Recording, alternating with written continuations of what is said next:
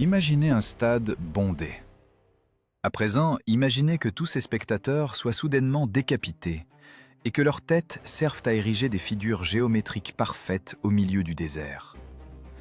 Ce n'est pas le scénario d'un film d'horreur, mais l'architecture bien réelle de l'un des hommes les plus terrifiants de l'histoire. Dans ce récit, nous dévoilerons le mystère du vieillard boiteux qui, bien qu'invalide, fit trembler la moitié du monde, de Moscou à Delhi. Vous découvrirez pourquoi l'ouverture de son tombeau par des scientifiques soviétiques a étrangement coïncidé avec le premier jour de la Grande Guerre patriotique et contre quelle terrible malédiction les anciens de Samarcande avaient mis en garde. Nous raconterons les détails scandaleux de l'humiliation d'un grand sultan ottoman que ce conquérant, selon la légende, transportait dans une cage comme une bête, forçant sa femme à servir les convives lors des festins dans le plus simple appareil. Comment a-t-il transformé le génocide en une économie planifiée, où chaque soldat devait remplir un quota de têtes tranchées? Et pourquoi son propre petit-fils, un grand savant, fut-il décapité sur l'ordre de son propre fils? Restez jusqu'à la fin pour comprendre comment l'homme qui bâtissait des jardins paradisiaques a créé l'enfer sur terre, et pourquoi son empire a disparu instantanément, comme une flaque de sang sous un soleil de plomb. Imaginez cette odeur.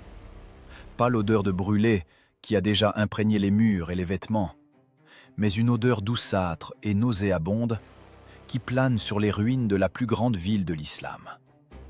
Juillet 1401, Bagdad. La chaleur est telle que l'air semble fondre. Mais le silence qui règne sur la ville est encore plus pesant. Vous n'entendez pas de cris. Il n'y a plus personne pour crier. Vous n'entendez que le bourdonnement monotone de millions de mouches et un claquement sec. Ce sont des os qui s'entrechoquent. Les maçons de Timour travaillent sans relâche, mais à la place de briques, ils tiennent des têtes humaines. Regardez de vos propres yeux. Ne détournez pas le regard. 120 tours, 120 pyramides parfaitement empilées, s'élevant au-dessus des ruines fumantes. Ce n'est pas un amas chaotique de corps, c'est de l'architecture. Dans chaque pyramide, des crânes scellés dans l'argile, tournés orbite vide vers l'extérieur, pour qu'ils regardent quiconque oserait douter de la puissance du conquérant. 90 000 têtes, 90 000 pères, fils, marchands et poètes, dont les vies ont été interrompues d'un simple geste de la main.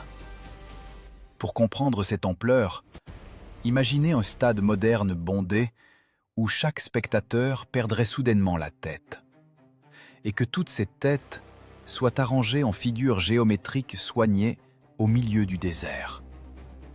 Ce n'est pas simplement de la cruauté. C'est un message. C'est le panneau publicitaire le plus sanglant de l'histoire, sur lequel est écrit un seul mot : soumission.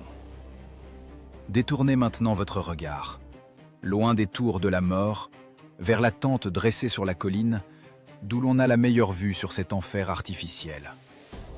Là est assis un homme dont le nom fait trembler la moitié du monde. Il a 65 ans. Pour le Moyen-Âge, c'est un vieillard. Mais sa posture ne trahit aucune faiblesse. Il se tient droit, comme taillé dans le granit. Regardez son visage. Il n'est pas déformé par la rage ou la folie. Il est calme. Il déplace pensivement une pièce sur un échiquier de Chatran, l'ancêtre des échecs. Il s'appelle Timour. L'Europe se souviendra de lui sous le nom de Tamerlan. Et ce surnom, Timour Leng, Timour le boiteux, il le porte comme une décoration, bien que ses ennemis le murmurent comme une malédiction. Observez son corps. Ce corps est une carte des batailles vécues, un atlas vivant de la douleur.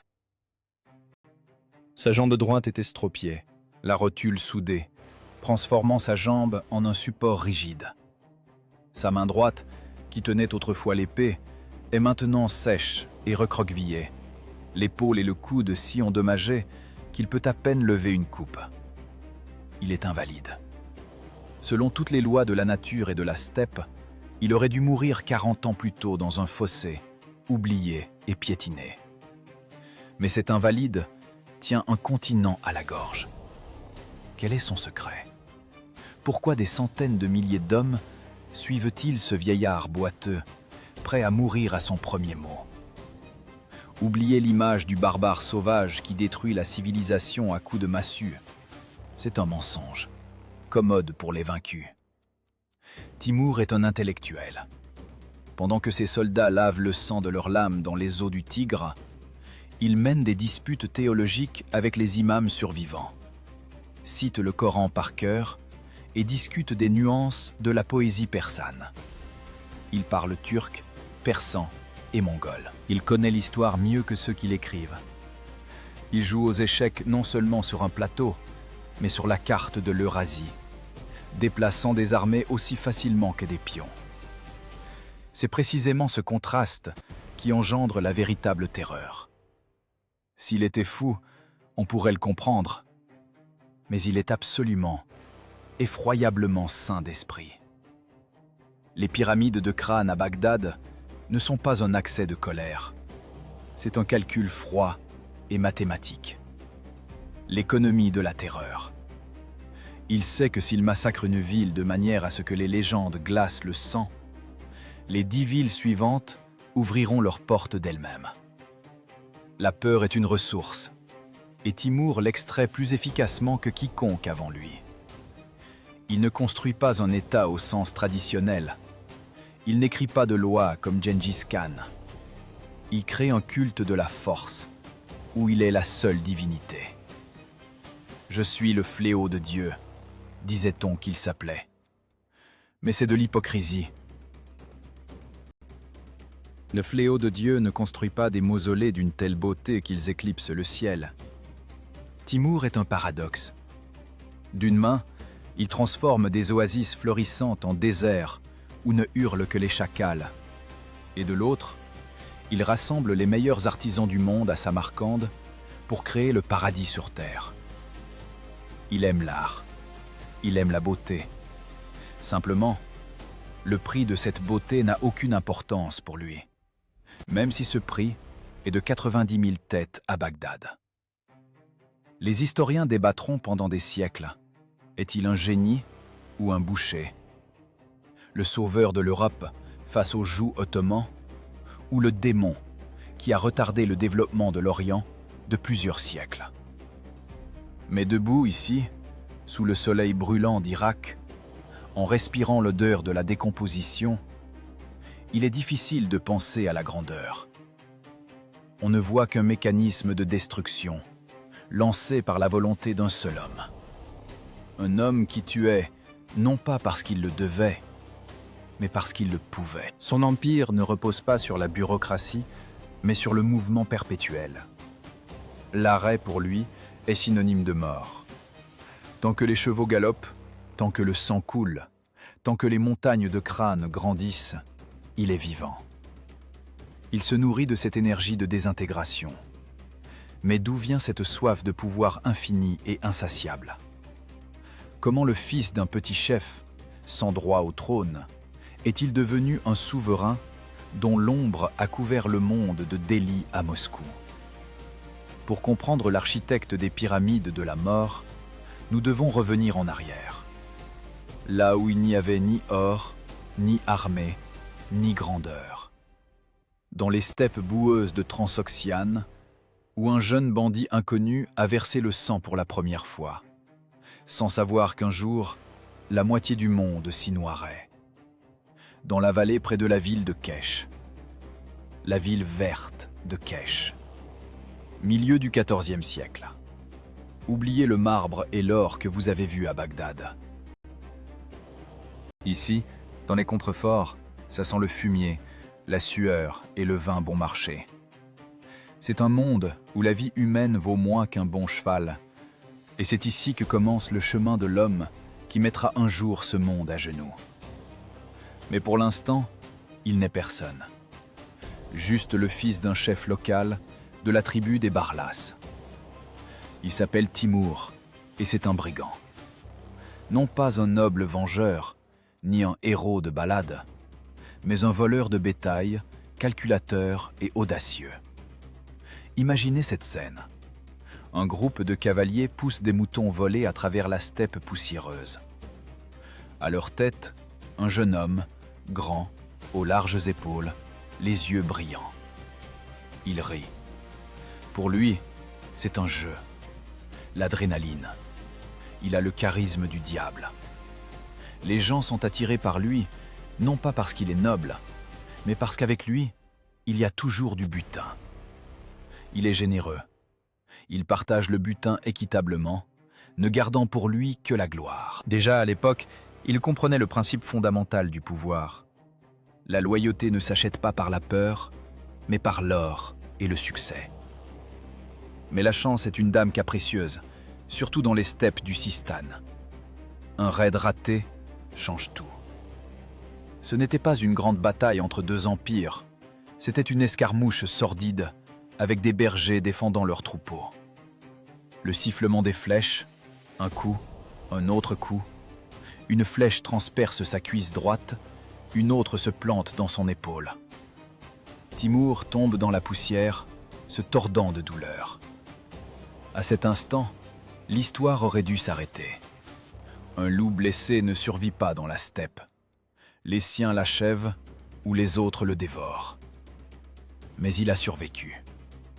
Il est resté fiévreux des semaines durant, oscillant entre la folie et la mort. Et quand il s'est relevé, il était différent. Le jeune homme agile capable de sauter en selle au grand galop n'existait plus. Un infirme boiteux était apparu. Sa jambe droite ne pliait plus, sa main droite pendait inerte. Les locaux lui donnèrent un surnom qui devait être une marque de honte. Timour Leng. Timour le boiteux. En Europe, cela sera déformé en Tamerlan. Entendez-vous comment sonne ce nom? Il y a un crissement de métal. Pour tout autre homme des steppes, une infirmité est une condamnation. Tu ne peux pas tendre un arc puissant, tu es inutile. Tu ne peux pas diriger un cheval avec tes jambes, tu es mort. Pourtant, Timour accomplit l'impossible. Il transforme sa faiblesse en carburant. S'il ne peut pas être le plus fort physiquement, il sera le plus rusé, le plus cruel, le plus intelligent. La douleur devient sa compagne constante, celle qui l'empêche de se détendre, ne serait-ce qu'une seconde. Il apprend à se battre de la main gauche. Il développe une tactique où sa participation personnelle à la mêlée n'est plus aussi importante que sa capacité à déplacer les régiments. Il passe du cheval de guerre au cheval de la politique. C'est ici qu'entre en scène le deuxième acteur clé, Hussein. L'émir Hussein, son frère juré, son meilleur ami et son pire ennemi. C'est une tragédie classique, digne de la plume de Shakespeare, jouée dans les décors de l'Asie centrale. Ils étaient comme deux jeunes lions décidés à se partager le territoire. Hussein est noble, riche, il a tout ce que Timour n'a pas. Timour est audacieux, populaire parmi les troupes et affamé de pouvoir. Il conclut une alliance. Ensemble, ils renversent les gouverneurs mongols. Ensemble, ils s'emparent de Samarcande. Ensemble, ils se partagent le trône. Timour épouse même la sœur de Hussein, scellant l'alliance par le sang. Mais dans la steppe, il ne peut y avoir qu'un seul chef. L'amitié de deux prédateurs finit toujours par des morsures. Hussein commet une erreur fatale. Il commence à croire que Timour est son subordonné. Il accable le peuple d'impôts, construit des palais, jouit du pouvoir. Timour, lui, agit différemment. Il distribue ses richesses aux pauvres, aux derviches et aux simples guerriers. Il se crée une image d'émir juste. Il murmure à l'oreille de chacun « Hussein est avide. Hussein a oublié les lois des ancêtres. Hussein est un tyran. » Il tisse son intrigue si finement que lorsque la guerre ouverte éclate, l'armée de Hussein fond comme neige au printemps. Les soldats passent simplement du côté du boiteux. 1370, Balkh. Hussein est assiégé dans la citadelle. Il comprend qu'il a perdu et demande grâce. Il sort vers Timour, rappelant leur vieille amitié, leur serment de fidélité. Et Timour, regardant son frère jurer dans les yeux, promet « Je ne verserai pas ton sang ». Et il a tenu parole, formellement. Timour était passé maître dans l'art de trouver des failles dans les serments. Il n'a effectivement pas versé le sang de Hussein. Il a simplement fait un signe de tête à ses gardes, et ceux-ci ont étranglé Hussein avec la corde d'un arc. Ou, selon d'autres récits, l'ont laissé mourir sous les sabots des chevaux, enveloppé dans un tapis. Le sang n'a pas touché le sol, donc le serment n'est pas rompu. Retenez ce moment. C'est la signature de Timour. Le respect cynique de la lettre de la loi, tout en piétinant totalement son esprit. Ce jour-là, il a compris. La morale est un conte pour les faibles. Pour les forts, il n'y a que l'opportunité. Désormais, il est le seul maître de la Transoxiane. Samarcande est à ses pieds. Mais il y a un problème. Un problème qui aurait pu arrêter n'importe qui, mais pas lui. Timour n'est pas un Genghis Khanide. Le sang de Genghis Khan ne coule pas dans ses veines.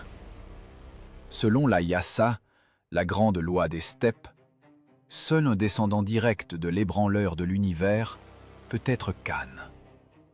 Timour n'est qu'un émir, un chef de guerre. Toute tentative de s'asseoir sur le trône ferait de lui un usurpateur aux yeux de tout le monde mongol. La légitimité, à cette époque, est primordiale. Sans le bon sang, tu n'es personne. Que fait Timour ? Il imagine un spectacle politique génial. Il trouve un descendant de Gengis Khan pauvre et minable, nommé Soyurgatmish, le lave, l'habille de soie et l'assoit sur le trône. « Voici votre Khan », dit Timour au peuple. Soyurgatmish siège sur le trône, reçoit les ambassadeurs, signe les décrets. Mais tout le monde sait que si le Khan veut éternuer, il demandera d'abord la permission à l'émir Timour, qui est assis modestement une marche plus bas. C'était un écran brillant. Timour prend le titre de Gourgan, gendre du Khan, en épousant la veuve de Hussein, qui était une Gengis Khanide. Il gouverne au nom d'une marionnette, possédant un pouvoir absolu, mais sans violer les lois anciennes. Il a créé un système où le trône est un décor et l'épée la seule réalité. Samarcande commence à fleurir. Ici, au cœur de ces domaines, les richesses commencent à affluer. Mais une seule ville ne suffit pas à Timour. Une seule région ne lui suffit pas. Ses ambitions grandissent avec son armée. Son regard se tourne vers l'horizon, là où le ciel se confond avec la steppe infinie, là où règne la puissante horde d'or. À cette époque, dans les steppes froides du Desht-i-Kipchak, se joue un autre drame. Un jeune prince ambitieux et acculé fuit ses persécuteurs. Il a tout perdu. Son père, son armée, l'espoir. Il n'a nulle part où aller, sauf vers le sud, vers le grand émir, dont la réputation de générosité et de ruse résonne déjà dans toute l'Asie. Le nom de ce fugitif est Toktamish. Il arrive chez Timour pieds nus et affamé, implorant de l'aide. Et Timour, en regardant ce jeune homme, voit en lui l'instrument idéal. Il voit la clé du Nord. Il voit l'opportunité de soumettre la grande route de la soie. Timour accueille Toktamish comme son propre fils. Il le couvre d'armes, de chevaux, d'or. Il l'appelle son protégé. Il promet de l'asseoir sur le trône de la horde d'or. « Je ferai de toi un grand Khan », dit Timour. Et sa voix sonne comme une sollicitude paternelle. Mais dans les yeux du tigre boiteux, il n'y a pas d'amour. Il n'y a que le calcul froid d'un joueur d'échecs qui vient de trouver le pion idéal pour une partie dont l'enjeu sera la moitié du monde. Il ne sait pas encore que ce pion se transformera un jour en dragon et tentera de dévorer son créateur. Pendant qu'à Samarcande, on festoie en l'honneur des nouvelles alliances, au nord, les nuages s'amoncellent. Le vent tourne.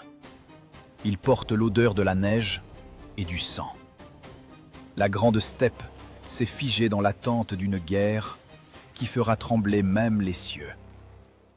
La chasse commence. Ne tournez jamais le dos à un loup que vous avez nourri à la main.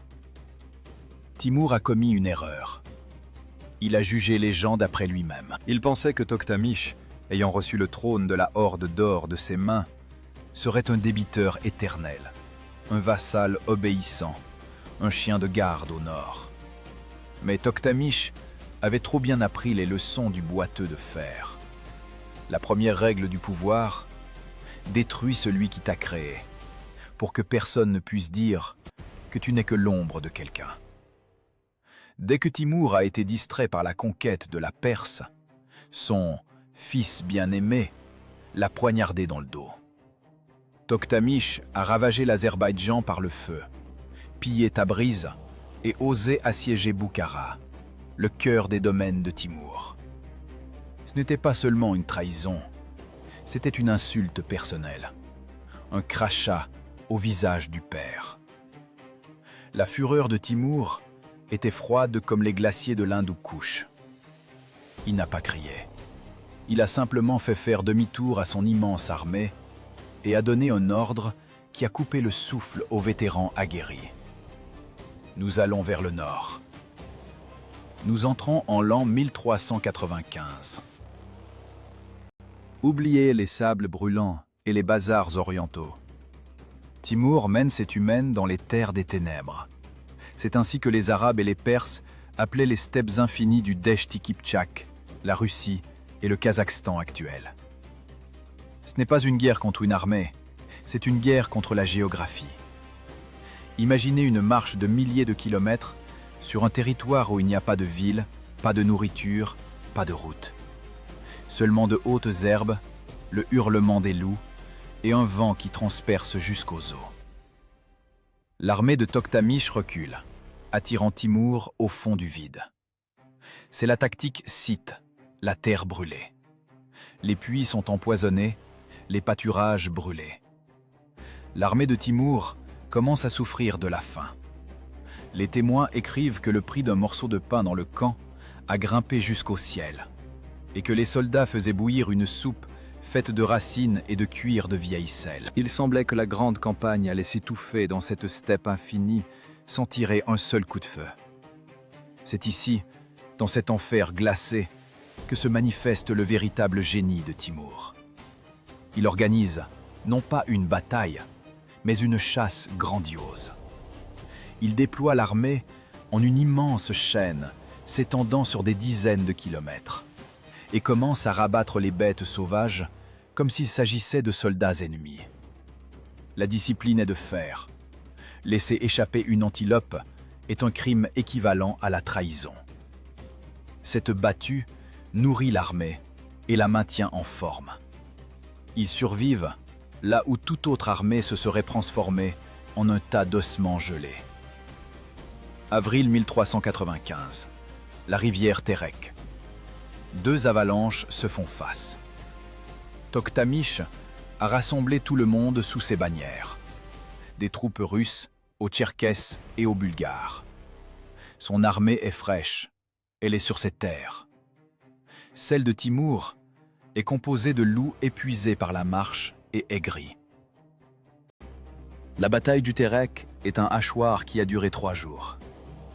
À un moment donné, le flanc gauche de Timur a vacillé. L'émir lui-même s'est retrouvé encerclé.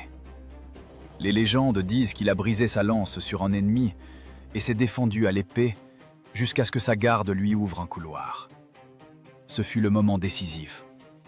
Timur jette ses dernières réserves dans la bataille et l'armée de la Horde d'Or se brise. Ce qui avait commencé comme une bataille se termine en massacre. Les eaux du Terek, selon les chroniqueurs, devinrent rouges et imbuvables pendant 3 jours. Toktamish s'enfuit dans les forêts bulgares, ayant tout perdu. Sa couronne, son honneur, son armée. Il redeviendra un paria et mourra quelque part dans la nature sibérienne, trahi par tous. Mais pour Timur, la victoire sur l'ennemi n'est que le début. Il ne lui faut pas seulement vaincre le Khan, il lui faut tuer la horde elle-même. Timur marche vers le nord, vers la Volga. Son objectif est Saraï-Berk, la perle de la steppe, l'une des plus grandes villes du monde de l'époque. C'est la capitale de la Horde d'Or, le carrefour des routes commerciales, une ville de mosquées, de bains et de palais. Timur n'a pas l'intention de la piller, il a l'intention de l'effacer. L'ordre est simple, ne pas laisser pierre sur pierre. Ce n'est pas une métaphore. L'armée de Timur détruit méthodiquement la ville, quartier par quartier. Ils abattent les murs, brûlent les maisons, comblent les canaux. Les habitants sont réduits en esclavage ou tués. La grande ville qui prospérait depuis un siècle disparaît de la surface de la terre en quelques semaines. Les archéologues du XXe siècle, en fouillant ces lieux, ne trouveront qu'une couche de cendres et d'os brisés. Timur détourne le cours des rivières pour que l'eau dissimule l'endroit même où se dressait la capitale de son ennemi. Pourquoi une telle cruauté? C'est de la géopolitique par le génocide. Timur était pragmatique jusqu'à la moelle. En détruisant Saraï-Berk, Astrakhan, Tana, l'actuel Azov, il détruisait la branche nord de la route de la soie. Les caravanes ne pouvaient plus passer par la steppe, devenue trop dangereuse et vide. Où devaient-elles se tourner? Exactement, vers le sud, à travers la Perse, à travers les domaines de Timur, à travers ses douanes. Il a littéralement redessiné la carte économique de l'Eurasie par l'épée. Il a forcé l'argent du monde à couler vers Samarcande, simplement en détruisant l'alternative. La Horde d'Or reçut un coup dont elle ne se remit jamais. Elle se disloqua en morceaux, ouvrant la voie à l'ascension de Moscou. Ouais, ironie de l'histoire, c'est le féroce Timur qui, sans le vouloir, a dégagé la place pour la naissance du Tsarat de Russie, en détruisant son principal oppresseur. Cette année-là, il traversa par le feu les terres de l'actuelle Ukraine, atteignit Yélet, se tint à la frontière des principautés russes et fit demi-tour. Pourquoi n'a-t-il pas pris Moscou? Les historiens débattent encore. Le miracle de l'icône de la Mère de Dieu de Vladimir? Ou un calcul froid suggérant qu'il n'y avait rien à piller dans les pauvres terres forestières? Probablement avait-il simplement accompli sa tâche. Le nord était brisé. La steppe était devenue un cimetière. L'armée rentre chez elle, alourdie par des convois infinis de butin. Devant, roulent des milliers de chariots remplis d'or, de fourrures et d'esclaves. Derrière, reste un désert fumant de la taille d'un continent.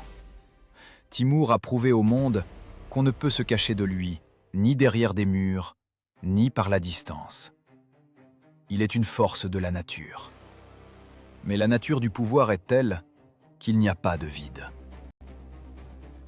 Pendant que Timur brisait l'échine de la Horde d'Or au nord, au sud, dans une Perse apparemment soumise, quelqu'un a décidé que le vieux lion ne reviendrait plus. Les petits princes locaux ont relevé la tête. On a commencé à retrouver les collecteurs d'impôts de Timur dans les fossés, la gorge tranchée. La ville d'Ispahan, perle de la culture iranienne, a verrouillé ses portes et refusé de payer le tribut, tuant la garnison du conquérant. Ils pensaient que c'était un acte de liberté. Ils ne savaient pas qu'ils avaient signé leur arrêt de mort, qui entrera dans l'histoire comme la plus terrible leçon de cruauté bureaucratique. Le lion est revenu, et il avait faim. Le regard de Timur s'est tourné vers le sud, et dans ses yeux, il n'y avait plus l'excitation du chasseur. Il n'y avait que l'éclat froid du bourreau sortant ses outils de la boîte. 1387, Ispahan. La perle de la Perse, la ville des roses, des poètes et de l'architecture raffinée. Ici, l'air sent le safran et les parfums coûteux, pas la sueur de cheval. Les habitants d'Ispahan sont des gens raffinés, fiers, persuadés que la beauté de leur ville est capable d'adoucir le cœur de n'importe quel barbare. Ils ont commis une erreur fatale. Ils ont cru qu'on pouvait négocier avec Timour comme avec un souverain ordinaire. Lorsque l'armée du boiteux de fer s'est approchée des murs, la ville a ouvert ses portes. La tempête semblait passer. Une rançon fut fixée, une garnison entra dans la ville, un pillage ordinaire et ennuyeux commença dans le cadre de l'impôt de guerre.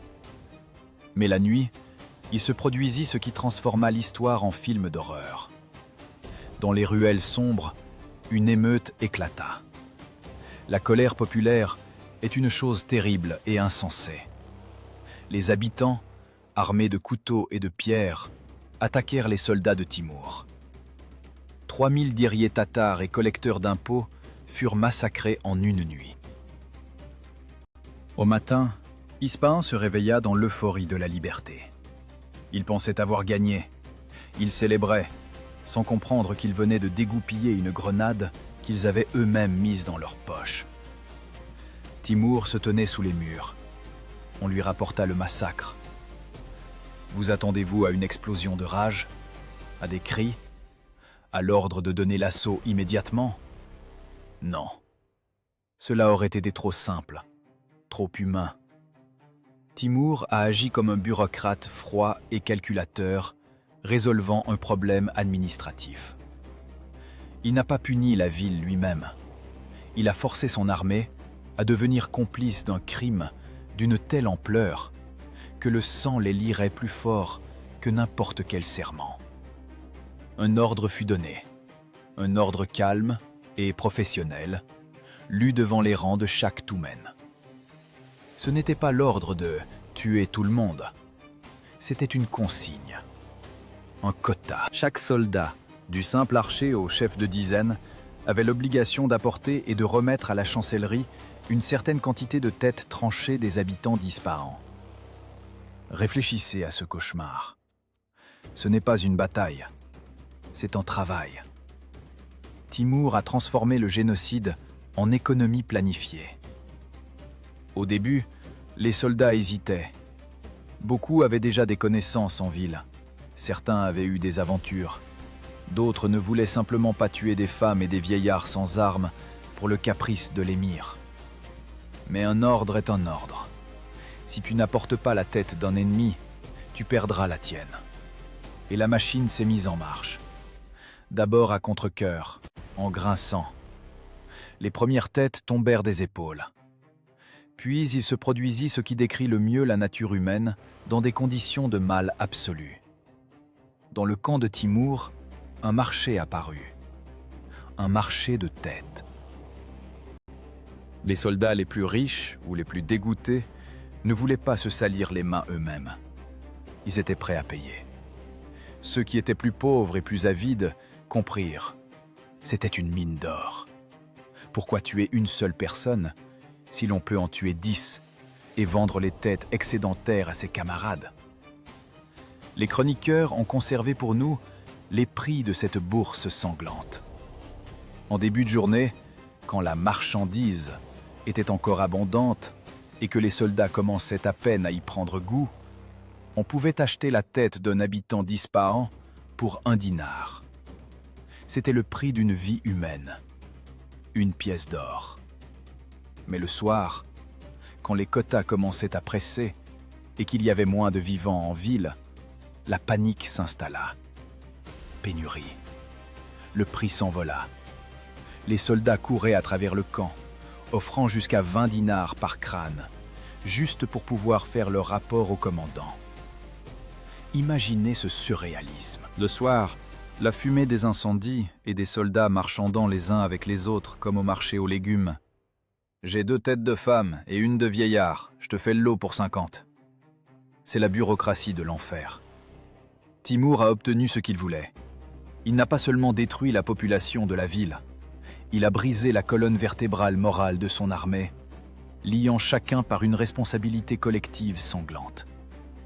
Après Ispahan, le mot « pitié » n'existait plus pour ces hommes. Ils avaient subi une initiation après laquelle le retour à une vie humaine normale n'était plus possible. Le résultat de ce travail administratif s'élevait au-dessus de la ville le lendemain matin.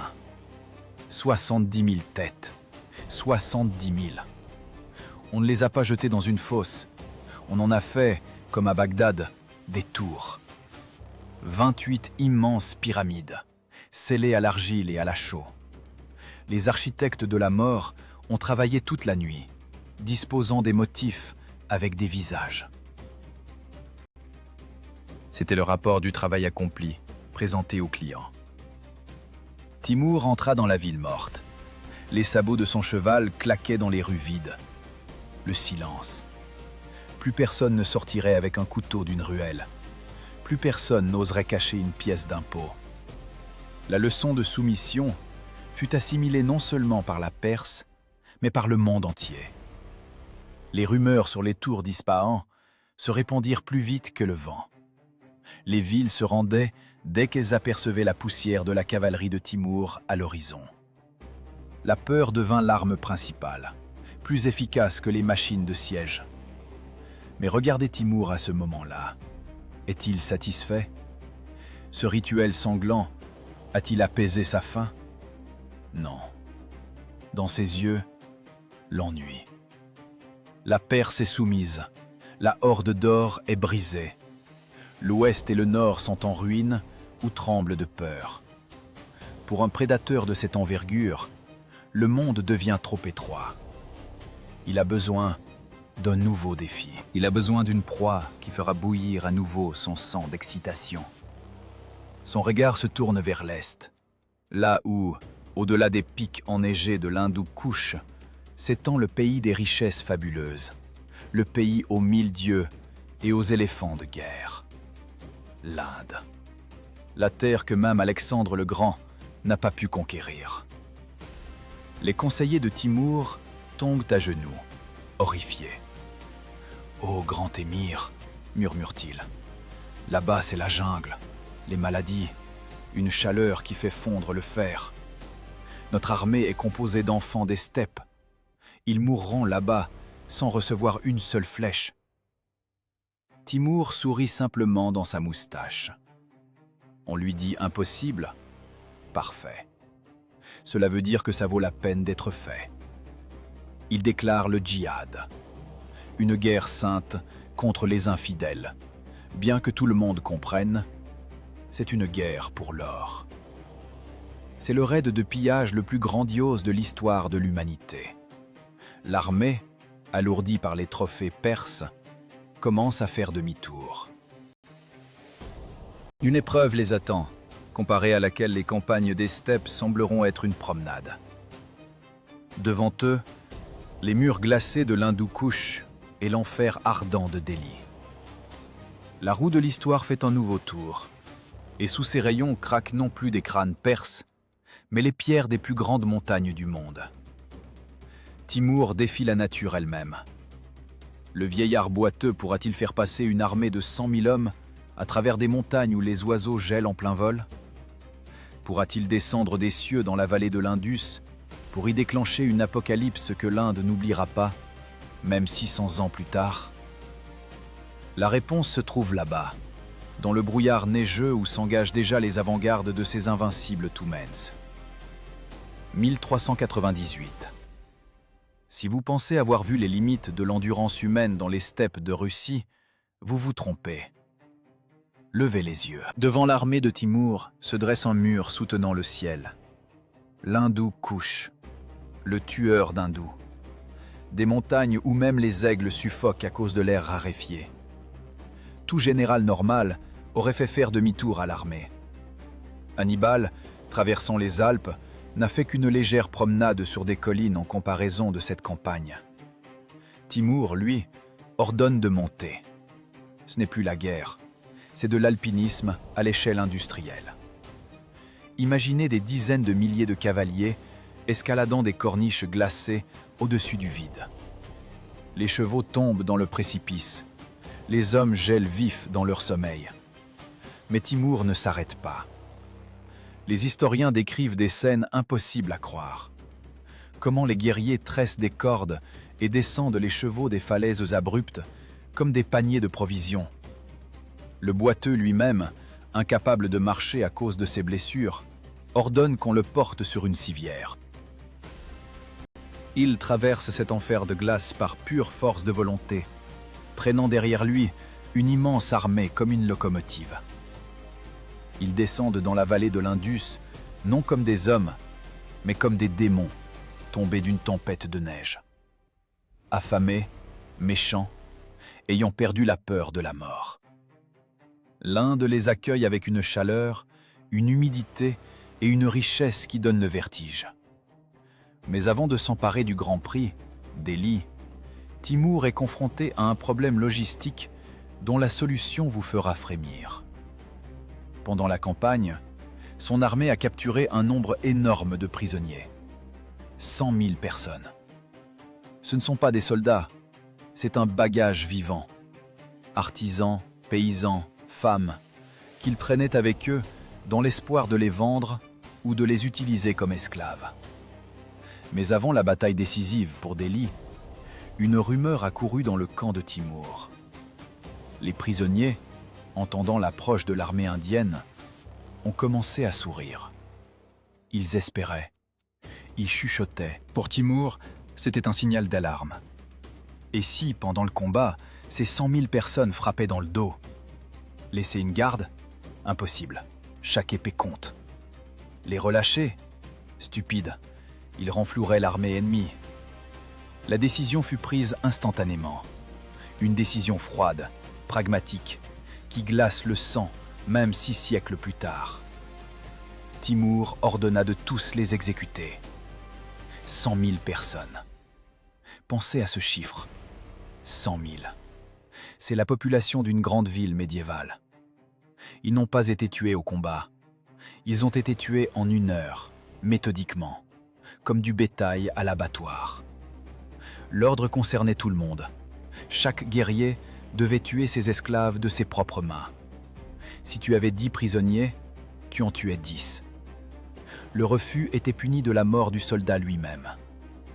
Même les scribes pacifiques et les mollahs accompagnant l'armée furent forcés de prendre des couteaux pour prouver leur loyauté. La terre autour du camp fut tellement imbibée de sang qu'elle se transforma en marais. Ce fut le nettoyage préventif le plus massif de l'histoire. Timour a détruit 100 000 âmes simplement au cas où. Ayant allégé les convois et les consciences, l'armée s'approcha de Delhi. Là, une surprise les attendait, à laquelle les hommes des steppes n'étaient pas préparés. Le sultan Mahmoud sortit contre eux sa super arme, les éléphants de guerre. 120 géants caparaçonnés, aux défenses empoisonnées. Sur leur dos, des archers prêts à arroser l'ennemi de feu. Pour les chevaux de Timour, qui n'avaient jamais vu de tels monstres, la simple odeur des éléphants était un motif de panique. Les vétérans qui avaient marché de la Volga à l'Euphrate vacillèrent. Il semblait que la tactique de la cavalerie légère soit ici impuissante. Comment arrêter un char vivant de 5 tonnes? Et de nouveau, le génie de Timour se réveille au moment critique. Il ne panique pas. Il imagine une innovation diabolique. Il ordonne de rassembler tous les chameaux, de les charger de paille sèche, de l'imbiber d'huile et d'attacher les animaux avec des chaînes. La bataille commence. La terre tremble sous le pas des éléphants. L'armée indienne est sûre de la victoire. Et là, Timour donne le signal. On met le feu à la paille sur le dos des chameaux. Les animaux, fous de douleur et de peur, transformés en torches vivantes, foncent en rugissant droit sur la ligne des éléphants. Ce fut un chaos impossible à décrire. Les éléphants, voyant cette avalanche de feu foncer sur eux, furent pris de folie. Ils firent demi-tour et se mirent à piétiner leurs propres troupes. Les tours avec les archers tombaient de leur dos comme des maisons de poupées. Les géants blindés transformaient l'infanterie du sultan en bouillie. L'armée de Timour s'engouffra simplement dans cette brèche, achevant les survivants. Ce n'était pas un combat, c'était un massacre d'innocents. La voie vers Delhi était ouverte. Ce qui suivit peut difficilement être appelé un pillage. Ce fut l'apocalypse. La grande ville, qui avait accumulé des trésors pendant des siècles, fut livrée au carnage. 3 jours de massacre. 3 jours où les rues furent tellement encombrées de corps qu'il était impossible de passer sans marcher sur un mort. Timour, comme toujours, affirma qu'il ne voulait pas cela, que les soldats avaient échappé à tout contrôle.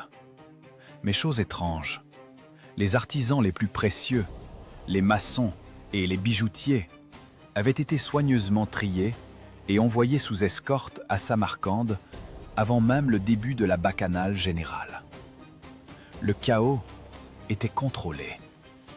Delhi mourut. Les chroniqueurs écrivent « Pendant 2 mois, aucun oiseau ne remua une aile au-dessus de la ville. Il n'y restait rien de vivant. Seulement des ruines, des cendres et l'odeur des cadavres. » Timour emporta tant d'or et de pierres précieuses qu'il fallut des milliers de chariots pour les transporter. Les richesses légendaires de l'Inde, dont rêvaient des générations de conquérants, coulaient maintenant à flot vers la capitale du tigre boiteux. Il avait détruit une civilisation pour embellir son jardin. Il quittait l'Inde, laissant derrière lui un cimetière de la taille d'un pays. Il avait 63 ans. N'importe qui d'autre à sa place aurait pris sa retraite, profitant d'un luxe inouï. Mais Timour ne savait pas s'arrêter. Alors que ses éléphants, chargés d'or indien, marchaient vers le nord, des messagers lui apportaient déjà des nouvelles de l'ouest. Là-bas, sur les rives du Bosphore, une nouvelle force se levait. L'Empire ottoman. Le sultan Bayezid la Foudre, conquérant des Balkans, terreur de l'Europe, un homme qui se considérait l'égal de Timour.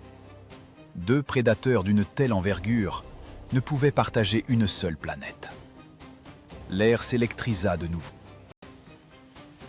Ce n'était pas seulement une guerre de territoire qui s'annonçait. C'était un duel d'ego, une bataille qui devait décider du sort non seulement de l'Orient, mais aussi de l'Occident. Timour, avant même d'avoir lavé la poussière des routes indiennes de ses bottes, traçait déjà dans son esprit les cartes d'une nouvelle campagne, la plus grandiose de sa vie. 2 lions ne peuvent vivre dans la même grotte, même si cette grotte est la planète Terre. Au début du XVe siècle, le monde s'est figé dans l'attente de l'inévitable. À l'ouest, tel un nuage d'orage, l'Empire ottoman menaçait sous la direction de Bayezid Ier. On l'appelait Yildirim, la foudre. Ce n'était pas juste un sultan, c'était une machine de guerre qui avait écrasé la chevalerie chrétienne à Nicopolis et tenait maintenant Constantinople dans un étau mortel. Bayezid se considérait comme l'épée de l'islam, invincible et unique. Mais à l'est, le soleil de Timour s'était déjà levé, et les ombres de ses pyramides de crânes s'étendaient jusqu'aux frontières de la Turquie. Le conflit ne commença pas par une bataille, mais par de l'encre. La correspondance entre Timour et Bayezid est un monument unique de provocation médiévale, une diplomatie de l'insulte où chaque mot était plus tranchant qu'un poignard. Timour écrivait froidement, avec arrogance, se qualifiant de fléau du Tout-Puissant et traitant Bayezid de simple petit prince frontalier. « Tu n'es rien de plus qu'une fourmi qui a songé à combattre un éléphant », disaient ces messages. Bayezid, dont l'orgueil était de la taille de son empire, explosait de rage. Dans sa lettre de réponse, il commit une erreur fatale. Il insulta le harem de Timour. Il écrivit « Si tu ne viens pas te battre contre moi, que tes femmes soient 3 fois divorcées de toi. » Dans le monde islamique de cette époque, c'était pire qu'une déclaration de guerre. C'était une insulte personnelle, indélébile, à l'honneur masculin. À partir de ce moment, la diplomatie était morte. Il ne restait que la vengeance. 20 juillet 1402. La plaine près d'Ankara. C'est ici que s'est joué le sort du monde. Regardez la carte. Bayezid attendait Timour dans les montagnes, occupant des positions avantageuses, bloquant les cols. Il pensait que le boiteux foncerait droit devant, comme le faisaient les chevaliers européens. Mais Timour n'était pas un chevalier. Il était joueur d'échecs. Au lieu d'une attaque frontale, il effectua une manœuvre de contournement insensée. Pendant que les Ottomans étaient en embuscade, il dut arracher son armée à ses positions et la faire revenir en arrière, sous la chaleur, dans la poussière, pour sauver sa capitale. Ce fut une marche de la mort. Lorsque les Turcs, épuisés et déshydratés, atteignirent la plaine d'Ankara, une surprise digne d'un génie du mal les attendait. Timour n'avait pas seulement occupé les meilleures positions, il leur avait volé l'eau. La seule source d'eau, le ruisseau Tchoubouk, avait été bloqué par les ingénieurs de Timour. Le lit avait été détourné par un barrage construit en amont. Imaginez l'état du soldat ottoman. Vous avez marché une semaine sous le soleil brûlant d'Anatolie, vous voyez devant vous une rivière fraîche, mais elle est derrière le dos de l'ennemi. Et vos outres sont sèches. Timour les a forcés à se battre non pas contre une armée, mais contre la physiologie. La soif tuait le moral plus vite que les flèches. La bataille commença le matin. D'un côté, 140 000 Ottomans. De l'autre, 160 000 guerriers de Timour. C'était le choc des deux meilleures machines militaires de l'époque. Mais Timour avait un atout dans sa manche que Bayezid ne soupçonnait pas. Le renseignement et l'espionnage. Des mois avant la bataille, les agents de Timour s'étaient infiltrés dans le camp ennemi. Ils avaient trouvé les maillons faibles. Les Tatars des tribus anatoliennes, que Bayezid avait enrôlés de force dans son armée, haïssaient le sultan. Timour leur promit la liberté et de l'or. Au plus fort du combat, alors que les plateaux de la balance oscillaient, une trahison d'une ampleur épique se produisit. 18 000 cavaliers du flanc gauche ottoman, les Tatars noirs, firent soudainement demi-tour. Ils ne s'enfuirent pas. Ils frappèrent les leurs. Imaginez l'horreur dans les yeux de Bayezid lorsqu'un quart de son armée commence à massacrer sa propre infanterie. Le front s'effondra. Les seuls à rester fidèles au sultan jusqu'au bout furent paradoxalement les chevaliers serbes commandés par Stefan Lazarević. Les chrétiens se battirent pour le sultan musulman plus furieusement que ses coreligionnaires, ouvrant des couloirs dans les rangs ennemis, suppliant Bayezid de battre en retraite. Mais l'orgueil de la foudre était plus solide qu'une armure. Il refusa de fuir. « Je ne recule pas !» criait-il, alors que l'étau se resserrait autour de sa garde. Le soir, tout était fini. Le sultan devant qui l'Europe tremblait gisait dans la poussière, ligoté, au pied du conquérant boiteux. Cette bataille changea tout. L'Empire ottoman, prêt à engloutir l'Europe, s'effondra en morceaux en un jour. Byzance, qui était condamné à tomber d'un jour à l'autre, obtint un sursis d'un demi-siècle. Timour, sans le vouloir, devint le sauveur du monde chrétien. À Paris et à Londres, on fit sonner les cloches, louant le lointain sauveur Tamerlan. Il ne comprenait pas qu'il priait pour un monstre qui avait simplement décidé de déjeuner d'un autre plat. Et là commence la légende, qui exhale un souffle froid. On dit que Timour mit Bayezid dans une cage de fer. Il le transporta avec lui à travers les villes d'Asie comme une bête curieuse, comme un trophée vivant. Certaines chroniques affirment que lors des festins, Timour utilisait le dos du sultan vaincu comme marchepied pour monter sur son trône. La femme de Bayezid, la princesse serbe Olivera, fut contrainte de servir les invités nus lors des banquets, sous les yeux de son mari. Est-ce la vérité ou la propagande des ennemis de Timour? On en débat encore. Très probablement, la cage était un palanquin grillagé dans lequel on transportait le prisonnier de marque. Mais le fond ne change pas. L'humiliation était totale. Timour brisa Bayezid non par la torture du corps, mais par la torture de l'esprit. Le grand sultan voyait son empire déchiré en morceaux. Ses fils commençaient à se battre pour le trône. Une lutte habilement attisée par Timour, qui distribuait des permis de régner à tout va. Bayezid la foudre s'éteignit. Il mourut en captivité 8 mois seulement après la bataille, en mars 1403. Certains disent du poison qu'il prit lui-même, caché dans une bague. D'autres disent d'une rupture du cœur, ne supportant pas la honte. Timour regarda le corps de son plus grand ennemi sans jubilation. Pour lui, c'était simplement une partie terminée. Le roi est tombé, les pièces se sont rangées dans la boîte. L'Anatolie était en ruine. Smyrne avait été prise d'assaut aux chevaliers hospitaliers en 2 semaines, alors que les Ottomans n'avaient pas pu la prendre en 20 ans. Et les têtes des chevaliers, lancées par des catapultes, furent le dernier salut de cette campagne. Il semblerait que maintenant, c'est fini. L'Ouest est vaincu, le Nord détruit, le Sud soumis. Il a presque 70 ans. Ses os le font souffrir à cause de ses vieilles blessures, sa vue baisse. Il serait temps de se calmer, de s'asseoir dans les jardins de Samarcande, d'écouter le chant des oiseaux et d'attendre la rencontre avec l'éternité. Mais Timour est fait autrement. Le repos pour lui est un poison. La victoire sur Bayezid n'a pas apporté de satisfaction. Elle n'a fait que libérer de la place pour un nouvel objectif encore plus fou. Son regard se tourne là d'où se lève le soleil, vers le seul empire qui peut rivaliser avec le sien en grandeur, vers la Chine, vers la dynastie Ming. C'était un rêve qui frisait le suicide. Parcourir des milliers de kilomètres à travers déserts et montagnes pour affronter une civilisation possédant une armée d'1 million d'hommes.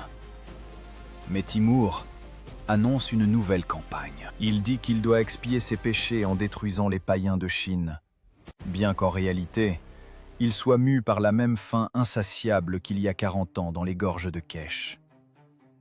L'armée, pas encore refroidie de la bataille d'Ankara, reçoit l'ordre de préparer les vêtements d'hiver. Samarcande se fige d'horreur. L'hiver 1404 promet d'être rude, mais le boiteux de fer est déjà monté à cheval. Le dernier acte du drame sanglant commence. Et cette fois, c'est un ennemi qu'on ne peut vaincre, ni par la ruse, ni par la cruauté qui se dressera contre Timour. Le temps lui-même. Hiver 1404. La steppe s'est transformée en un désert de glace où le vent arrache la peau du visage. Regardez cette armée. 200 000 hommes, emmitouflés dans des fourrures, avancent péniblement à travers une tempête de neige sans fin. Ils vont vers l'est. Leur objectif est la Chine. Ce n'est pas seulement une campagne militaire, c'est un acte de folie, une rébellion contre la logique même. À la tête de cette avalanche gelée, un homme qu'il faut porter sur une civière. Il a presque 70 ans. Timour ne peut plus tenir en selle. Son corps est une ruine. Ses yeux, aveuglés par la cataracte, distinguent à peine la route. Ses mains tremblent. Ses vieilles blessures le lancinent à cause du temps, au point qu'il grince des dents. Mais ce vieillard est plus dangereux que n'importe quel jeune Khan. Sa volonté traîne l'armée vers l'avant, à travers les congères dans lesquels les chevaux s'enlisent. Pourquoi? Pourquoi lui faut-il la Chine alors qu'il a déjà la moitié du monde? La réponse est simple et terrible. Il ne peut pas s'arrêter. L'arrêt pour lui, c'est la mort. Il doit bouger, il doit tuer, il doit conquérir pour étouffer la voix du temps qui lui murmure à l'oreille que la fin est proche. Il a déclaré cette campagne comme une expiation, une guerre sainte pour la foi, mais dans les yeux de ses généraux, on lit la terreur. Ils comprennent. Nous allons mourir. Nous allons faire la guerre non pas à la dynastie Ming, mais à l'hiver, qu'il est impossible de vaincre par l'épée. Otrar, février 1405. Une ville à la frontière de la steppe, devenue la dernière halte du grand conquérant. Le froid ici est tel que les oiseaux tombent raides morts en plein vol. Timur s'arrête ici pour attendre la fin des gels les plus violents. Mais le froid ne pénètre pas seulement sous les parois des tentes, il pénètre dans son sang. Le maître du monde tombe malade. Au début, cela ressemble à un simple rhume, mais la fièvre s'embrase instantanément. Les médecins, tremblants de peur, appliquent de la glace sur sa poitrine, essayant de faire tomber la fièvre. Mais c'est comme essayer d'éteindre un volcan avec un verre d'eau. Pour la première fois de sa vie, Timur fait face à un ennemi qu'on ne peut corrompre, qu'on ne peut intimider et qu'on ne peut décapiter. La mort est assise à son chevet et elle ne prend pas de pot de vin. La scène dans la chambre de l'émir ressemble à du théâtre de l'absurde. Autour du vieillard mourant sont rassemblés des hommes qui, hier encore, commandaient des armées capables d'effacer des civilisations de la surface de la Terre. Maintenant, ils sont impuissants. Ils écoutent sa respiration rauque et pensent avec horreur à une seule chose. Que nous arrivera-t-il demain? Timur, même dans le délire, continue de donner des ordres d'attaque. Il exige des rapports sur l'approvisionnement, sur l'état des traversées. Il refuse de croire que son corps, ce fidèle instrument de guerre, s'est brisé définitivement. Le 18 février 1405, le cœur qui faisait battre à l'unisson des millions de cœurs de Delhi à Damas s'est arrêté. Timur est mort. Et c'est là que commence le véritable chaos. Que faire? Si l'armée apprend que le chef n'est plus, une émeute éclatera. Les tribus s'entregorgeront. La campagne de Chine se transformera en guerre civile, ici même, dans Otrar enneigé. Les généraux prennent une décision digne de Timur lui-même. Ils décident de mentir. La mort est classée secret d'État. Le corps de l'émir est embaumé à la hâte, inondé de musc et de camphre pour masquer l'odeur de la décomposition. On l'installe dans une litière fermée, comme s'il était simplement malade et ne voulait voir personne. Imaginez ce cortège. Un mort à la tête de l'armée. Les généraux s'approchent de la litière, font semblant de recevoir des ordres, hochent la tête vers le vide et sortent vers les troupes en criant « Le grand émir a ordonné de se mettre en marche !» C'est un spectacle au bord du gouffre. Mais il est impossible de jouer ce jeu longtemps. L'odeur du camphre est trop forte et les chuchotements des serviteurs se répandent plus vite que la peste. La vérité éclate au grand jour. Et à la seconde même, le grand empire commence à craquer de toutes parts. La campagne de Chine est annulée instantanément. Personne ne veut aller mourir dans les neiges sans Timur. L'armée fait demi-tour. Les petits-fils et les fils de Timur, qui juraient hier encore un amour éternel, se précipitent pour partager l'héritage. Chacun tire la couverture à soi, déchirant l'empire en lambeaux. Samarcande, Hérat, Tabriz. Hier, c'étaient les perles d'une seule couronne. Aujourd'hui, ce sont les centres d'État ennemis. Le corps de Timur est ramené à Samarcande, non pas comme un triomphateur, mais comme une cargaison dangereuse. Les cols sont encombrés de neige. Le chemin du retour se transforme en une sombre procession. Celui qui rêvait de domination mondiale occupe maintenant exactement autant de place que n'importe quel mendiant. 2 mètres de caisse en bois. On l'enterre dans le mausolée Gourimir, le tombeau de l'émir. Ce chef-d'œuvre d'architecture au dôme azur, il le construisait pour son petit-fils préféré, mais le destin en a décidé autrement. Il s'y est couché lui-même, au pied de son guide spirituel, Mir Saïd Baraka. Même après la mort, il voulait montrer de l'humilité, bien que de son vivant, il n'ait incliné la tête devant personne. Sur sa pierre tombale, on a gravé une inscription qui donne encore la chair de poule. Lorsque je me relèverai d'entre les morts, le monde tremblera. Ce n'est pas une simple épitaphe, c'est une menace, un avertissement. Timur savait qu'il était un démon de la guerre, et il s'est enfermé sous une lourde dalle de jade vert foncé, comme un génie dans une bouteille. L'Empire, bâti sur la peur, s'est effondré presque immédiatement. Mais la peur est restée. Elle s'est incrustée dans les pierres de Samarcande, dans les légendes de la steppe, dans la mémoire génétique des peuples. Les gens croyaient que l'esprit de Timur gardait ses domaines même depuis la tombe, que son repos ne devait pas être troublé, que celui qui oserait ouvrir le cercueil libérerait non seulement de la poussière, mais l'essence même de la guerre. Pendant des siècles, personne n'a osé toucher au jade. Les guerres passaient à côté, les empires naissaient et mouraient, et Timur dormait. Jusqu'à l'arrivée du XXe siècle. Un siècle qui a rejeté le mysticisme et cru en la science. Un siècle qui a décidé que les malédictions anciennes n'étaient que des contes pour enfants. Les scientifiques soviétiques ont reçu une mission, ouvrir le tombeau. Ils devaient reconstituer l'apparence de Timur, prouver qu'il s'agissait d'un personnage historique et non d'un mythe. Ils ne savaient pas qu'ils signaient l'arrêt de mort de millions de personnes. Ils allaient dans la crypte avec des outils et des projecteurs, sans entendre les chuchotements des vieillards au bazar de Samarcande. Or, les chuchotements devenaient de plus en plus forts. Juin 1941 approchait. On s'apprêtait à ouvrir la porte des enfers avec la clé de la science. Juin 1941, Samarcande. Il fait une chaleur telle que l'asphalte fond, mais dans le mausolée Gourimir, il fait frais. Ici, dans la demeure des morts, le XXe siècle fait irruption. Il ne sent pas l'encens, mais l'essence des générateurs, les flashs des appareils photo et l'arrogance de la science soviétique.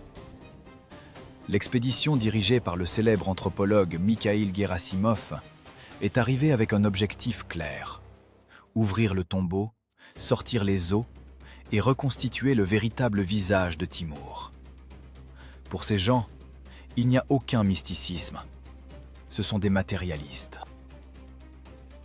Ce sont les enfants de la Révolution qui ont démoli les églises et transformé les mosquées en entrepôts. Pour eux, Timur n'est pas le fléau de Dieu, mais un objet historique, un ensemble d'os qu'il faut mesurer, décrire et poser sur l'étagère d'un musée. Il rit des superstitions locales. Il leur semble que l'ampoule électrique suspendue sous l'ancien dôme dissipera toutes les ombres du passé. Mais Samarcande est une ville où le temps s'écoule différemment. Pendant que les scientifiques installent treuil et cric, 3 vieillards s'approchent de l'opérateur de l'expédition, Malik Kayumov. Leurs visages sont sillonnés de rides, comme du vieux parchemin. Ils sont assis dans une maison de thé près du mausolée et regardent l'agitation des étrangers avec horreur. L'un d'eux appelle Kayumov et ouvre un vieux livre qui tombe en poussière. Il pointe un doigt noueux sur des lignes en arabe. « Regarde, fils, dit-il d'une voix tremblante. Ici, il est écrit « Celui qui ouvrira le tombeau de Timur libérera l'esprit de la guerre. » Et il y aura un massacre tel que le monde n'en a jamais vu. Kayumov, jeune et impressionnable, court vers Gerasimov. Il raconte les vieillards, le livre, la prophétie. Gerasimov est un homme de science, sceptique jusqu'à la moelle. Il écoute, sourit et tape sur l'épaule du jeune homme. C'est du folklore, Malik, des contes de grand-mère. Nous sommes ici pour faire l'histoire, pas pour avoir peur des fantômes. On chasse les vieillards, les travaux continuent. 19 juin. On ouvre les tombes des fils de Timur. 20 juin. C'est au tour de la dalle principale. Jade vert foncé. Une pierre lourde, huileuse, qui semble avoir absorbé la nuit elle-même. Les treuils grincent, tendus comme des nerfs. La pierre cède à contre-cœur. À cet instant, comme noté dans les journaux des participants, quelque chose d'étrange se produit dans le mausolée. Le treuil casse. La lumière s'éteint. Une odeur lourde et étouffante reste suspendue dans l'air, Ce n'est pas une odeur de soufre, c'est un mélange de camphre, d'huile de rose et d'encens, les arômes avec lesquels on a embaumé le corps 500 ans plus tôt. L'odeur est si dense qu'elle donne le vertige. Il semble que l'air lui-même résiste à l'intrusion. Mais les ingénieurs soviétiques réparent le câblage, changent les treuils et continuent le travail. Une obstination digne de Timur lui-même. 21 juin, nuit. La dalle est déplacée. Dessous, un cercueil de bois noirci par le temps. On soulève le couvercle. Gerasimov se penche sur les restes. Sous la lumière du projecteur, gît un squelette. Le silence est tel qu'on entend le bourdonnement d'une mouche se cognant contre le verre de la lampe. L'anthropologue prend le crâne en main. Il le tourne. Même sans la chair, la grandeur est visible. Mais la preuve principale, ce sont les os des membres. La jambe droite est effectivement estropiée, la rotule soudée au fémur. La main droite est sèche et déformée. Il n'y a pas de doute. Devant eux, c'est Timur, le boiteux de fer. Celui qui construisait des pyramides de têtes est maintenant allongé sur une table, démontée en fragments anatomiques. Les scientifiques exultent. C'est le triomphe de la science. Ils boivent du vin, se félicitent. Ils rassemblent les os dans des caisses pour les emmener à Moscou. Ils vont se coucher au petit matin, persuadés d'avoir fait une grande découverte. Ils sont réveillés quelques heures plus tard par une voix sortant du haut-parleur. La voix de Molotov. 22 juin 1941. L'Allemagne a attaqué l'Union soviétique. La grande guerre patriotique a commencé. Coïncidence ? Les sceptiques diront « Absolument ». Le plan Barbarossa était élaboré depuis des mois. Hitler n'a pas calé son attaque sur le planning des fouilles en Ouzbékistan. Les troupes étaient à la frontière depuis longtemps, c'est juste un hasard. Mais imaginez ce que ressentaient ceux qui se tenaient dans la crypte, ceux qui avaient chassé les vieillards avec le livre. Kayumov a raconté plus tard qu'une terreur glaciale l'avait saisi. Nous l'avons libéré, nous avons ouvert la porte.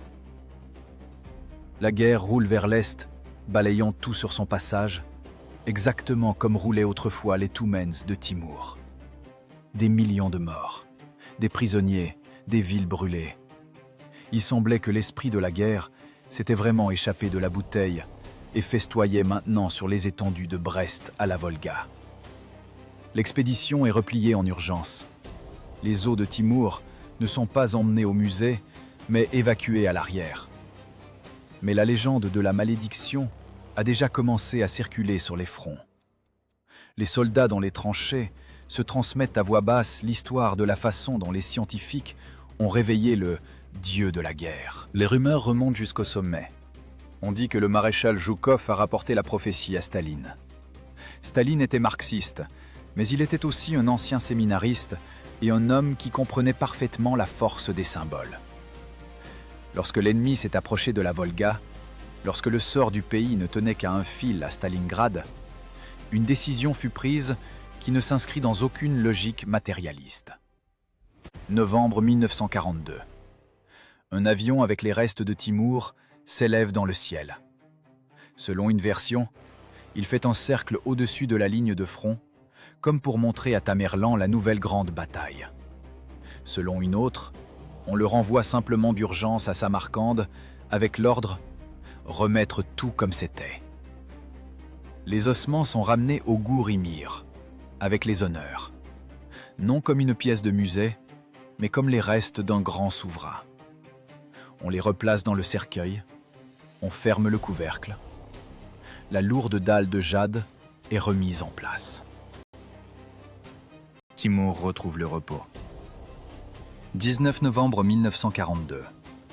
Quelques jours après la fermeture du tombeau, les troupes soviétiques passent à la contre-offensive près de Stalingrad. L'opération Uranus commence. L'échine de la Wehrmacht est brisée. La guerre change de cours.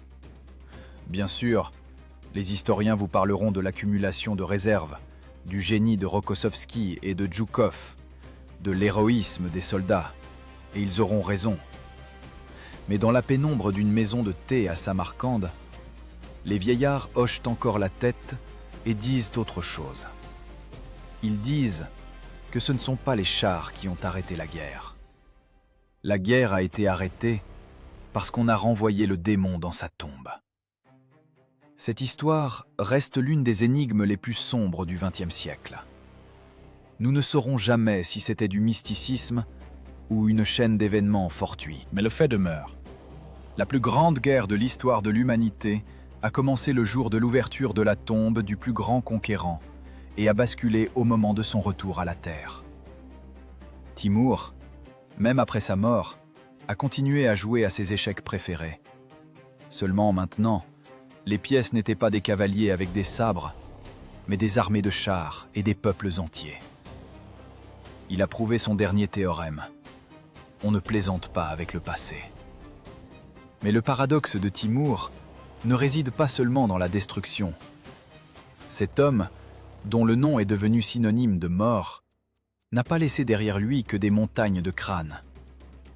Si vous sortez de la crypte sombre du Gour-i-Mir et regardez le ciel de Samarcande, vous verrez des étoiles.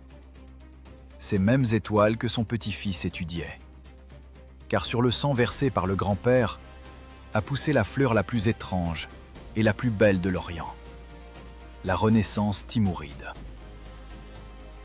L'histoire du tueur se fond dans l'histoire du savant, et ce contraste brûle les yeux plus fort que l'éclat d'un poignard.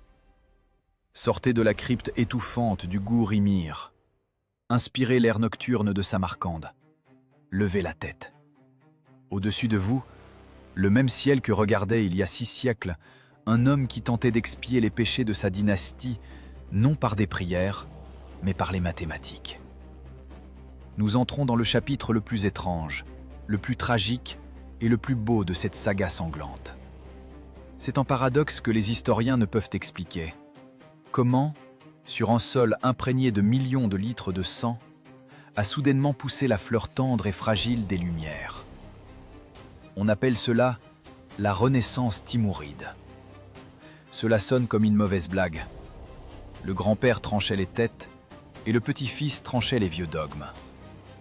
Voici Ulugh Beg, le petit-fils de Timour, l'homme qui devait devenir le nouveau fléau de Dieu, mais qui a préféré devenir le seigneur des étoiles.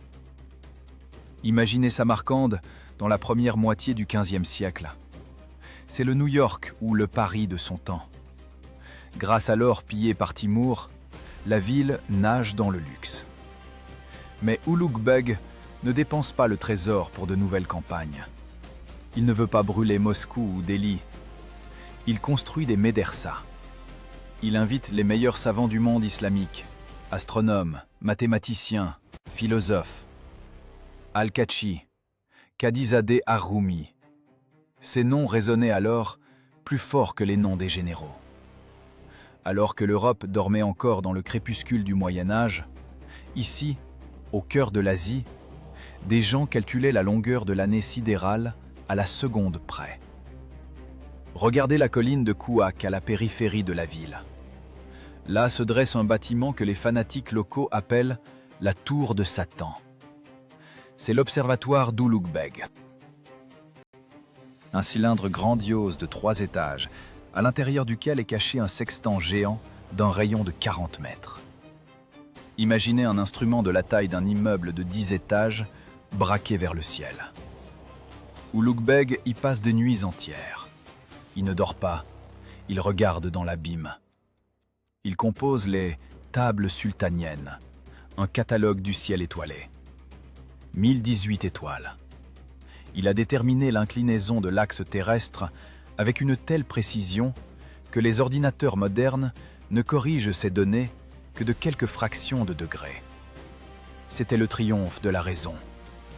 Ulugh Beg a prouvé que la Terre n'est pas un centre d'humiliation, mais une partie d'un grand mécanisme cosmique. Mais voici la tragédie.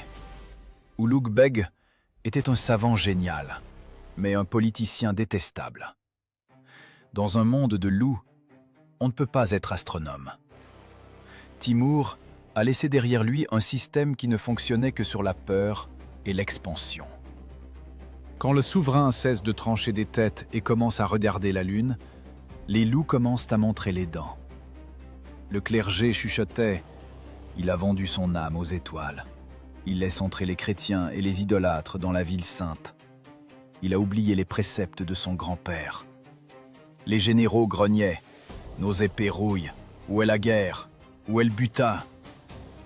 Ulugh Beg était un étranger dans son propre royaume. Il était trop intelligent pour un trône bâti sur des crânes. Et le coup, comme c'est l'usage dans la dynastie des Timourides, est venu du sang le plus proche. Son fils, Abd al-Latif. Retenez ce nom. C'est le nom d'une nullité qui a décidé que le pouvoir était plus important que son père. Abd al-Latif était l'opposé absolu d'Ulugh Beg. Avide, cruel, borné, mais très pieux. La marionnette idéale pour les derviches, rêvant de ramener le bon vieux temps de la terreur. Le fils partit en guerre contre le père. Automne 1449. Bataille près de Samarcande. Le savant contre le fanatique. Ulugh Beg a perdu. Pas parce qu'il était lâche, mais parce que son armée ne croyait pas aux étoiles. Elle croyait à la force. Ulugh Beg s'est rendu à la merci du vainqueur. Il a demandé une seule chose, qu'on le laisse partir à la Mecque, faire le Hajj et finir ses jours dans la prière et la science. Le fils, regardant son père dans les yeux, a hoché la tête. « Va en paix », a-t-il dit. Mais c'était un mensonge. Abd al-Latif ne pouvait pas laisser le souverain légitime en vie. C'est une leçon qu'il n'avait pas apprise de son père astronome, mais de son arrière-grand-père tyran. Timur tuait les ennemis. Abd al-Latif décida de tuer la conscience de la nation. 27 octobre 1449. Ulugh Beg quitte Samarcande. Il avance lentement, se retournant vers les dômes de son observatoire.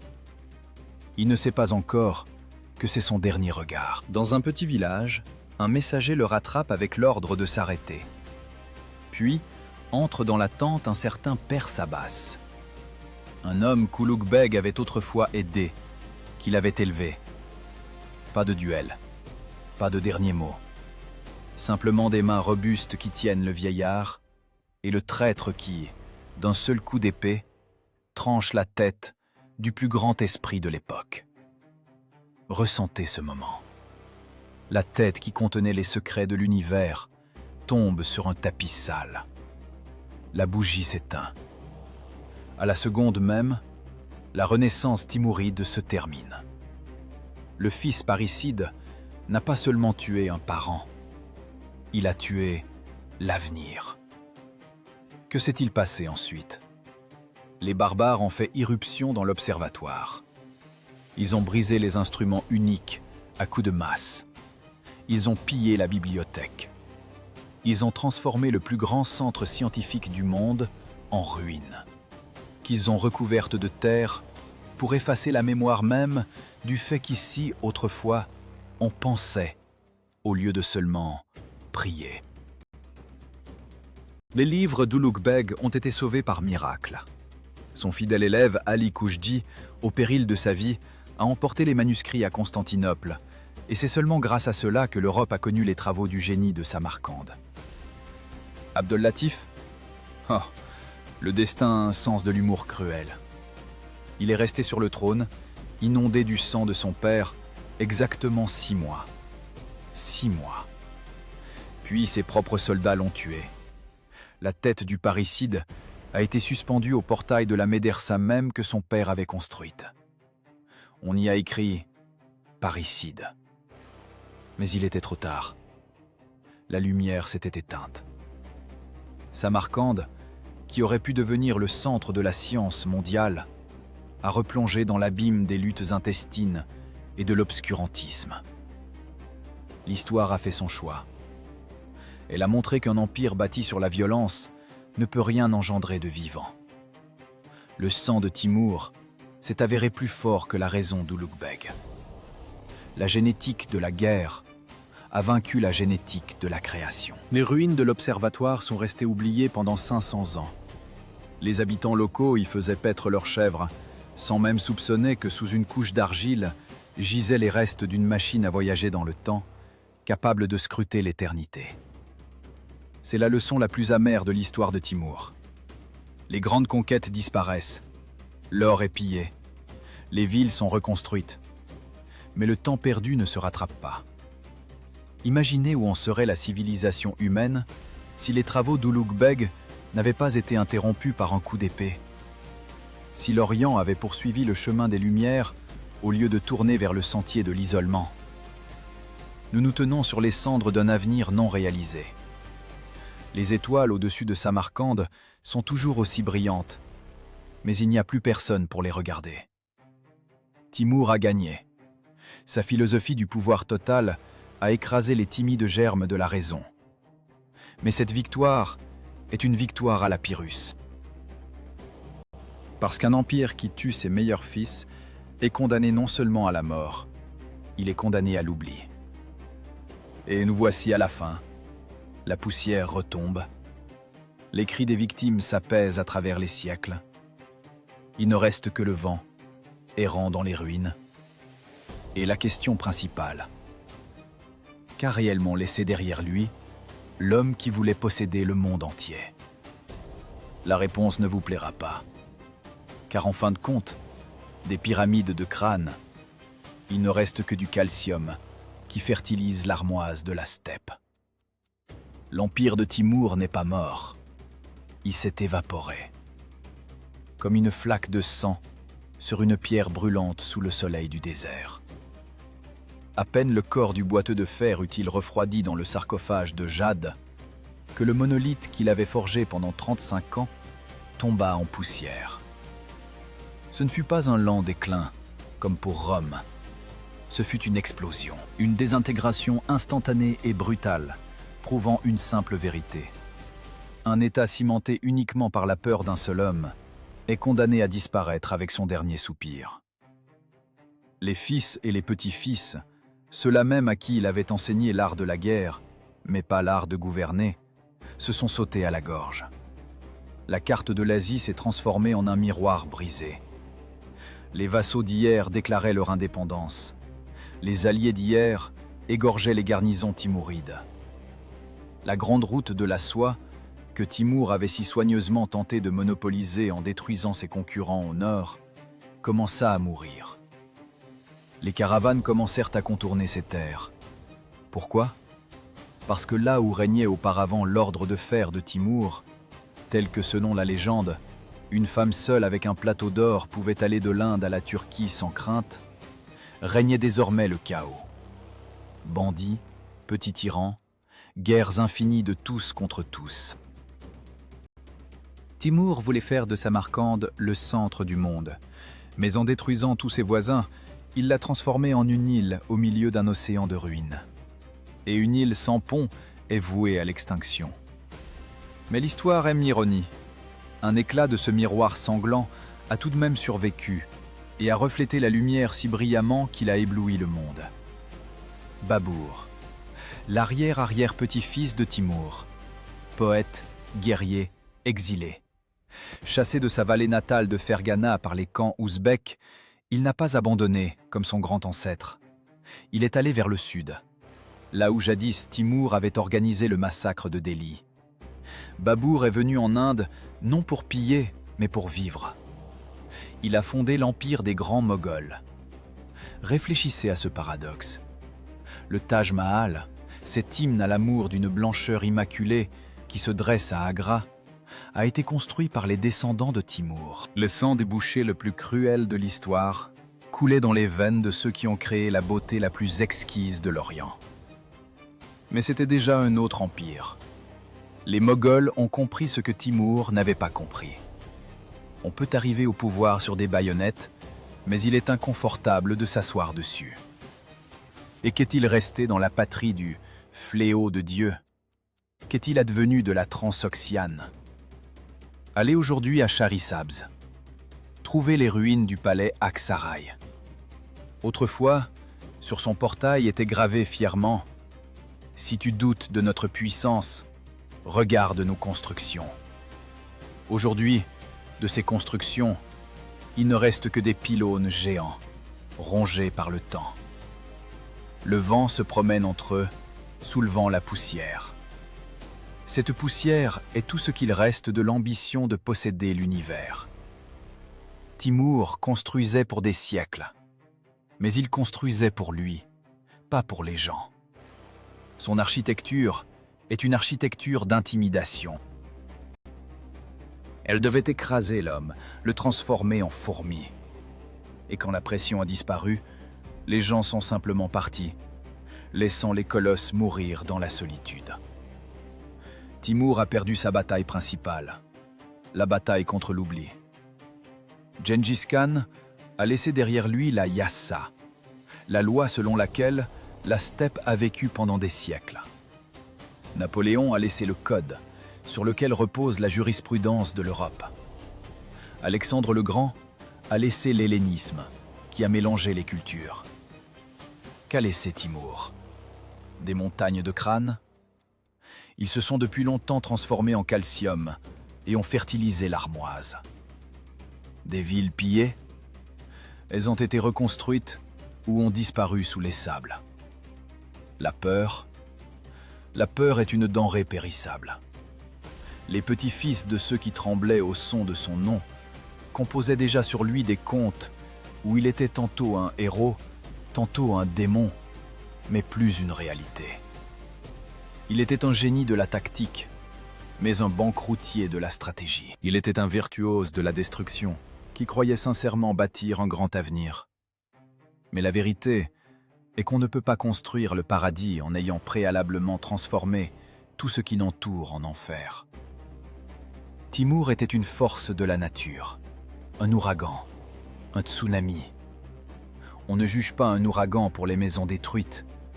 On se cache simplement, on attend que ça passe, puis on sort et on commence à déblayer les débris.